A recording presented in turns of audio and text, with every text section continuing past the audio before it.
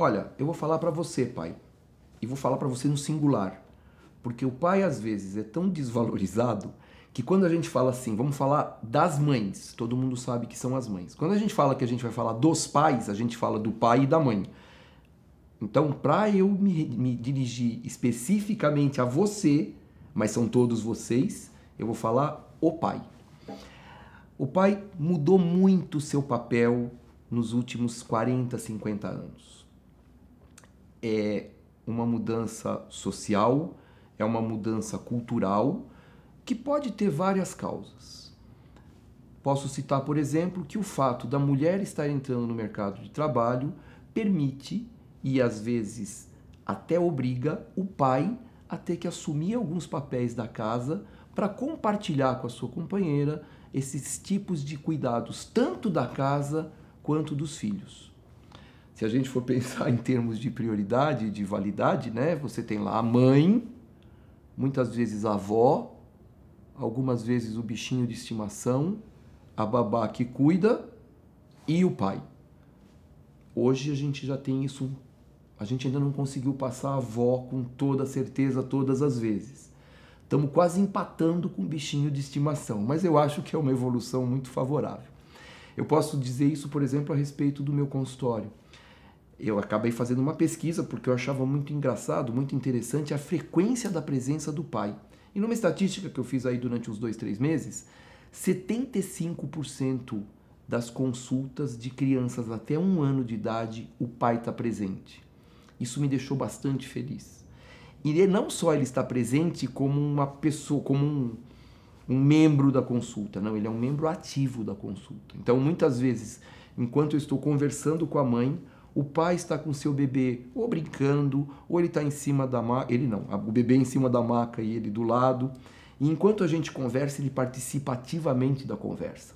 Então eu pergunto para a mãe assim, mas qual é o horário de sono dele, do bebê? Ela fala assim, ele costuma dormir às 10. O pai já fala, não.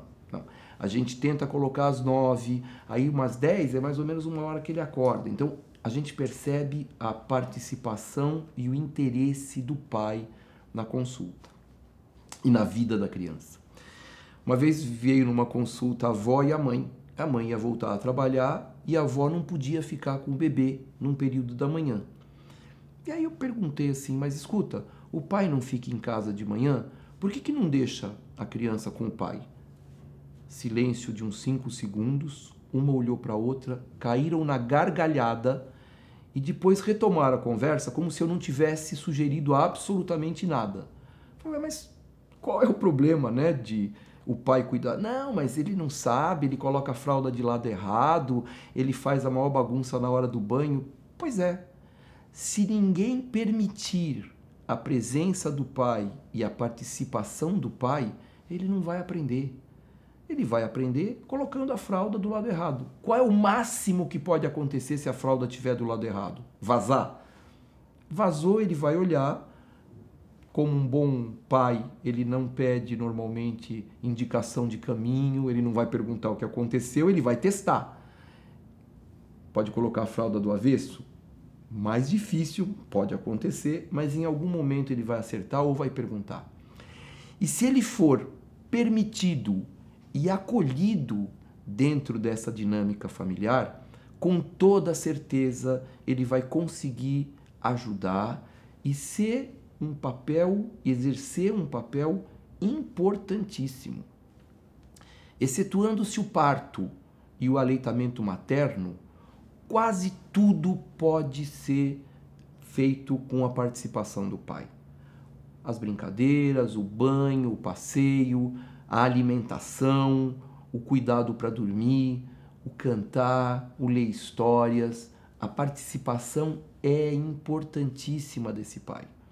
Então, acho fundamental uma mudança de visão, uma mudança de contexto. O que a gente tem que permitir a esse pai? Traz ele para dentro da consulta, traz ele para dentro da vida do seu filho, da vida da família. Aquela história do happy hour, do futebolzinho no final do expediente, hoje a gente percebe o pai com muito mais interesse de voltar para casa e ver seu filho.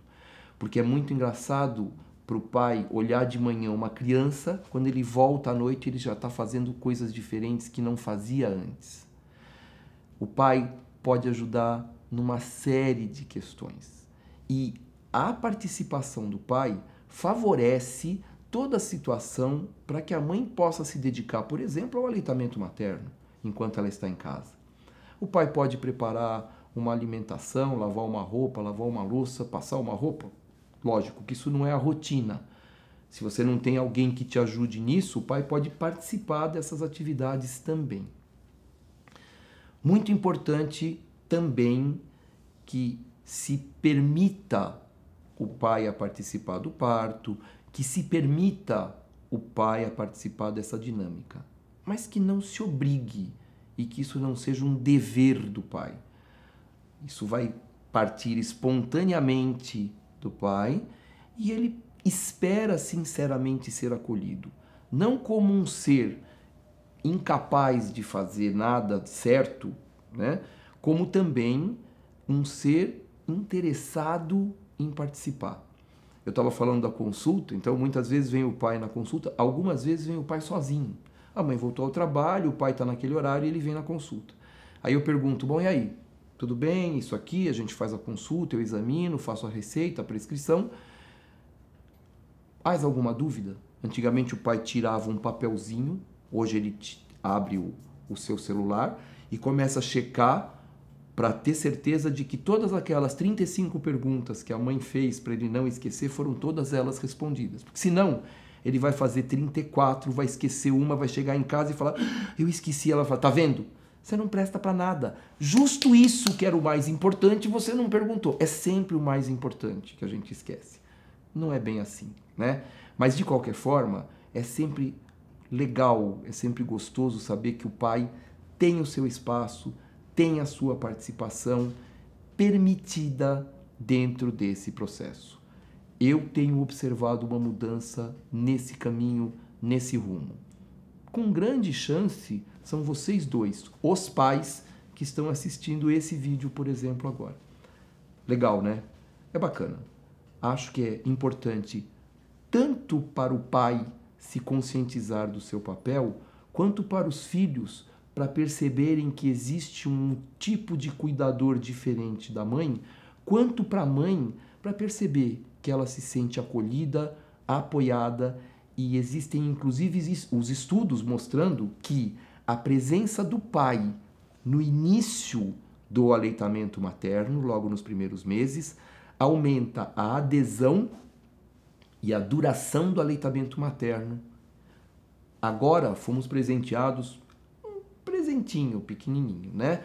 Mas as empresas cidadãs, aquelas que dão, que fazem troca de direitos por benefícios fiscais, então, por exemplo, aquela onde a mãe tem a licença maternidade de 6 meses, nessas empresas os pais, o pai, né? De novo, vamos esclarecer, a mãe tem 6 meses de licença maternidade, o pai ganhou 15 dias de licença maternidade.